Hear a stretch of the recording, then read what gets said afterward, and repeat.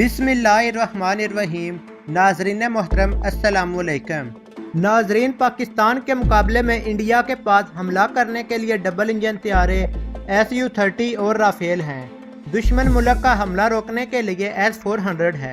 India के पास ऐसी cold star doctrine है जो पाकिस्तान को दो हिस्सों में तकसीम कर सकती है। नाजरीन, भारतीय यूट्यूबर्स के मुंह से इसी तरह की बातें सुनने को मिलती हैं। मैं उनसे आज ये सवाल करता हूँ कि अगर राफेल ना होता, Su-30 तैयारे ना होते, कोल्ड स्टार डॉक्टराइन ना होती और रूस S-400 देने से इनकार कर दे तो क्या भारत एक यतीम बच्चे की तरह नहीं होगा? जी बिल्कुल होगा। होगा नहीं बल्कि हो चुका है, क्योंकि ऐसी खबरें निकल कर सामने आ रही हैं कि जिनको सुनने के बाद अगर भारत यकीन करे तो यकीन करे वो माफिया मांगने पर उतर आएं, क्योंकि ये सारी टेक्नोलॉजी जिस पर भारत बरसों से इतराता फिर रहा था उनसे अब महरूम होने का वक्त आ गया है, क्योंकि चीन ने रूस की तरफ से गेम खेलने का प्लान बनाया है और इसकी कीमत S-400 होगी। असल खबर क्या है वो जानने से पहले चैनल पर नए आने वाले दोस्तों से गुजारिश है कि वो भी चैनल को सब्सक्राइब कर लें ताकि हमारी हर नई आने वाली वीडियो का नोटिफिकेशन मिलता रहे। नाजरीन, पहली बात यह है कि भारत ने एक साजिश जो इन दिनों की, इसका पहला वार सी पैक के ऊपर किया गया, जो पाकिस्तान और चाइना के दरमियान ज़मीनी रास्ते को मुनक़ता करने की साजिश की जा रही थी।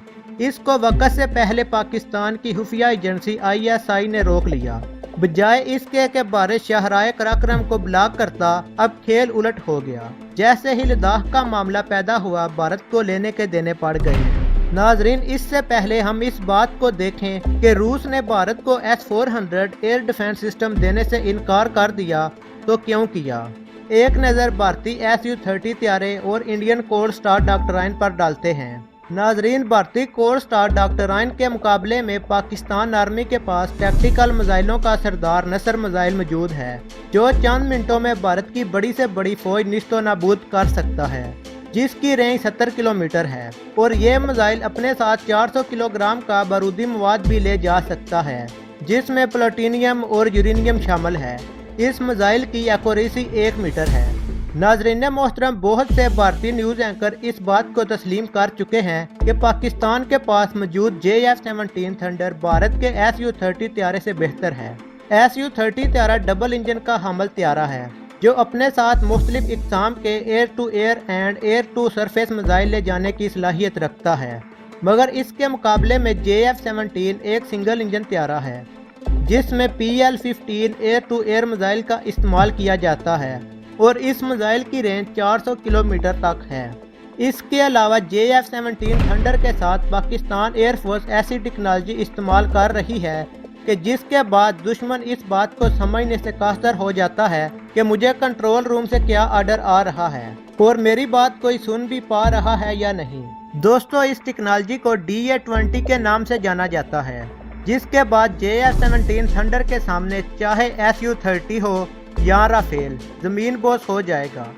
नाजरीन, इसके बाद भारत के लिए सबसे बुरी खबर यह है कि रूस ने भारत को S-400 एयर डिफेंस सिस्टम देने से इनकार कर दिया है। वैसे S-400 2020 के मिड में या आखिर तक मिल जाना था, मगर अब रूस ने कहा है कि ये डिफेंस सिस्टम अब 2021 के आखिर में मिलेगा। इस डिले की असल वजह चीन है, क्योंकि इस वक्त चीन और भारत के दरमियान जो मामला चल रहे हैं वो आप सब जानते हैं।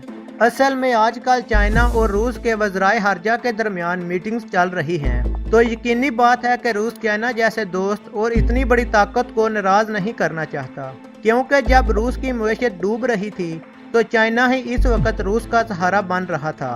इसलिए अब रूस भारत को मजीद एयरक्राफ्ट और एयर सिस्टम नहीं देगा, कम से कम इन हालात में तो बिल्कुल भी नहीं।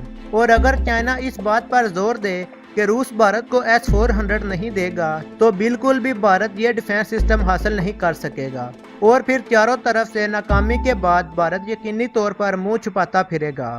नाजरीन मोहतरम, उम्मीद करता हूँ कि आज की मालूमात आपको पसंद आई होगी। अब तक की अपडेट्स के लिए इतना ही। नई वीडियो के लिए इजाज़त। अल्लाह हाफिज़।